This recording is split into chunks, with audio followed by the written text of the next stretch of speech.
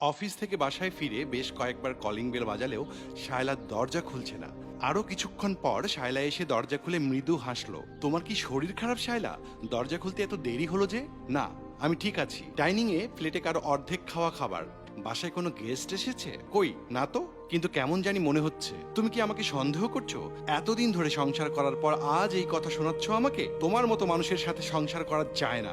ইদানিং প্রায় প্রতিদিনই তুমি নানাভাবে আমাকে অপমান করে প্রশ্ন করো, কিন্তু সে যে বাসায় আরো একজন পরপুরুষকে ঢুকিয়েছে সেটা রাকিবের কাছে স্বীকার করলো না। সন্ধ্যার সময় রাকিব বিছানায় শুয়ে আছে। কিছুক্ষণ পর শায়লার রুমের ভেতরে ঢোকে। ওর হাতে একটা কাগজ। এটা কিসের ব্যাগ? আমার জামা কাপড়ের ব্যাগ। তোমার সাথে আমার সংসার করা সম্ভব নয়। আমি অন্য একজনকে ভালোবাসি অনেকদিন ধরেই, আর তাকেই বিয়ে করব। এতদিন সত্যটা লুকিয়ে রেখেছিলাম, কিন্তু অযথা এভাবে লুকিয়ে রেখে আমার লাভ কি? তুমি কোনোদিন আমাকে সময় দিতে পারোনি, কিন্তু নাজিম আমাকে ভীষণ ভালোবাসে, আমাকে কেয়ার করে। আমার অসুস্থ